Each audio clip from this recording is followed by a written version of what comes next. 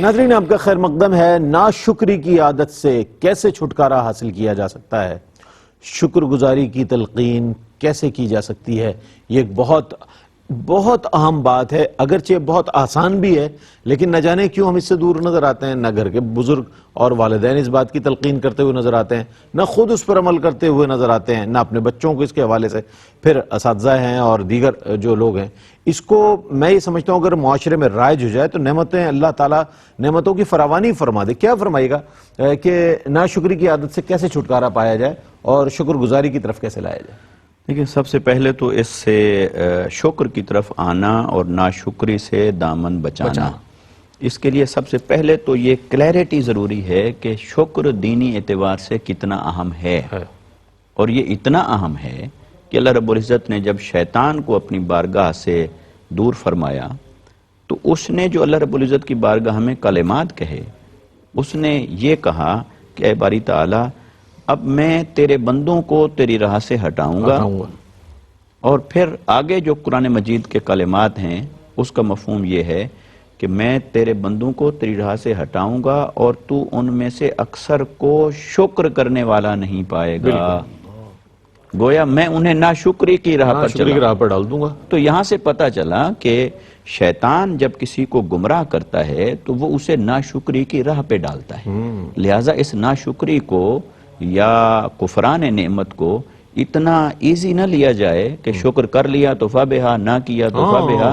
شکر کرنا جہاں واجب اور فرض ہے وہاں ناشکری کرنا یہ شیطان کے جال میں اپنے آپ کو پھنسانے اور اس راہ پر چلانے کے مترادف ہے۔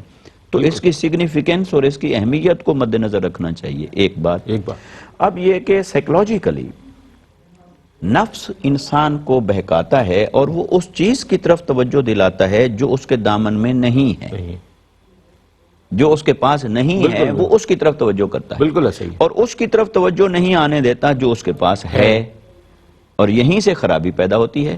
لہٰذا ہم شکر گزار بندے تبھی بن سکتے ہیں جب ہم اپنی توجہ اس پر رکھیں جو ہمارے پاس ہے، جو اللہ نے ہمیں عطا فرمایا ہے۔ ہمیں بہت کچھ ملا ہوتا ہے اللہ کی بارگاہ سے، عزت بھی، مال بھی، علم بھی، پیسہ بھی، سہولیات بھی، اچھا گھر، اچھی سواری، سب کچھ ہوتا ہے، لیکن کیا ہے کہ ہم سے آگے بھی تو کوئی ہوتا ہے۔ پھر ہم جب اسے دیکھتے ہیں تو پھر اپنی محرومی کا احساس پیدا ہو جاتا ہے۔ لہٰذا شکر کی راہ پر چلنے کے لیے ضروری ہے کہ ان کو مت دیکھیں کہ جن کو اللہ نے آپ سے زیادہ نوازا ہے، آپ ان کو دیکھیے جن کو اللہ نے آپ سے بھی کم نوازا ہے، جو آپ سے پیچھے کھڑے ہیں۔ اگر آپ صحت مند ہیں تو کسی لولے لنگڑے کو دیکھ لیں، اگر آپ صحت مند ہیں تو آپ ہاسپٹل میں جا کے بیماروں کو دیکھیں، ان کے احوال کو دیکھیں۔ اللہ نے آپ کو اگر گاڑی دی ہے تو انہیں بھی تو دیکھیں جو سردی میں اور گرمی میں جو بائک پہ اور موٹر سائیکل پہ جا رہے ہیں۔ اگر آپ کو اللہ نے وہ نعمت عطا کی ہے سواری، تو وہ بھی تو ہیں جن کے پاس یہ سواری بھی میسر نہیں ہے، اور اگر آپ کو سواری میسر نہیں ہے تو اللہ نے آپ کو پاؤں اور صحت تو دی ہے، وہ بھی تو ہیں کہ جو چل نہیں سکتے اپنے پاؤں پر۔ لہذا ہر مقام پر انسان کے پاس شکر کی راہ اختیار کرنے کا آپشن موجود ہوتا ہے، لیکن نفس اور شیطان ہمیں بہکائے رکھتا ہے، ہمیں ورگلاتا رہتا ہے کہ ہم شکر کی طرف نہ جائیں اور کفران نعمت کی طرف چلے جائیں۔ اور یہ تو وہ راستہ ہے جس پر اللہ تعالیٰ کے سامنے ابلیس نے بندوں کو گمراہ کرنے کا عندیہ دیا اور اپنے اس ارادے کا اظہار کیا کہ میں اس طریق سے انہیں گمراہ کروں گا۔ لہٰذا شکر کی اہمیت کو سمجھیں، اپنے آپ کو شکر کرنے والا بنائیں، اور شکر کی راہ کو اپنانے کے لیے ضروری ہے کہ ہر لمحہ اپنے سے نیچے دیکھیں، ان کو ضرور دیکھتے رہیے کہ جن کے پاس وہ بھی نہیں جو آپ کے پاس ہے۔ جب ان کو دیکھتے رہیں گے تو آپ ضرور شکر کی راہ کی طرف چلتے رہیں گے۔ اور پھر عام طور پر یہ ایک ہمارے کلچر میں اور سوسائٹی میں ایک چیز یہ ہو گئی کہ ہم دیکھتے ہیں کوئی ہم سے حال حوال پوچھتا ہے، وہ کہتے ہیں سنائیں آپ کیسے ہیں، تو ایک جملہ فرضی طور پر کہ الحمدللہ شکر ہے، اس کے بعد کہے کہ ساری گفتگو وہ شکوے اور شکایت کو تو پتہ ہی کچھ نہیں ہے، یوں ہو گیا اور یوں ہو گیا اور ایسے ہو گیا اور ویسے ہو گیا۔ اچھا، سوال یہ ہے کہ جس کو ہم بتا رہے ہیں اس نے تو ہماری ان شکایتوں کا کوئی مداوع نہیں کرنا، نہ اس کے پاس ازالہ ہے نہ اس کے پاس مداوع ہے۔ تو جس کے پاس ازالہ ہے، جس کے پاس مداوع ہے، کبھی سر بسجود ہو کر اس کی بارگاہ میں بھی مناجات کریں، اس کی بارگاہ میں بھی التجا کریں کہ اگر کچھ آپ کے پاس نہیں ہے تو اس سے مانگیں جو عطا فرمانے والا ہے۔ اور پھر ایک یہ بھی ہو گیا ہے ہماری سوسائٹی میں کہ اگر ہم کسی کو بتاتے ہیں کہ اللہ کا شکر ہے، سب راضی ہیں، وہ اگلا بندے سے امکان ہوتا ہے کہ یہ پھر کچھ مانگے گا، تو لہٰذا اس سے چھپانا بھی ہے، حالات ذرا اس سے چھپانا بھی ہے، اس سے تو لہٰذا یہ غلط روایات ہیں ہماری جو ہمارے اندر رائج ہوتی چلی جا رہی ہیں.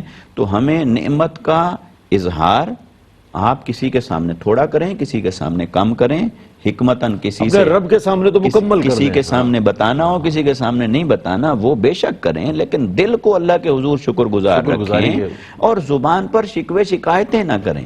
یہ آپ کو کہنے کی کیا ضرورت ہے کہ میرے پاس تو کچھ بھی نہیں ہے. اور پھر صحت کے حوالے سے بھی اسی طرح کوئی ہم سے پوچھتا ہے سنائیں کیسے ہیں، بس جی مر گئے، کھپ گئے، وہ سر میں درد ہے، وہ بیماری ہے، وہ فلاں تکلیف ہے.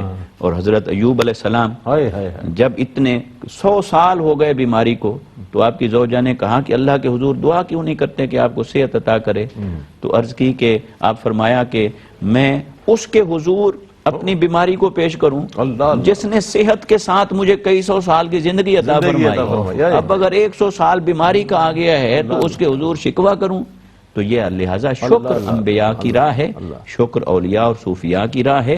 شکر سے ہی نعمتیں بڑھتی ہیں، شکر سے ہی اللہ کا قرب ملتا ہے. شکر کو اپنائیے، اپنے لفظوں میں بھی، اپنے عمل میں بھی، اپنے کردار میں بھی. یہی اسلامی اقدار کا حصہ ہے اور اسی میں اللہ رب العزت نے ہمارے لیے اپنی معرفت اور اپنا قرب رکھا ہے. کیا کہنے، سبحان اللہ.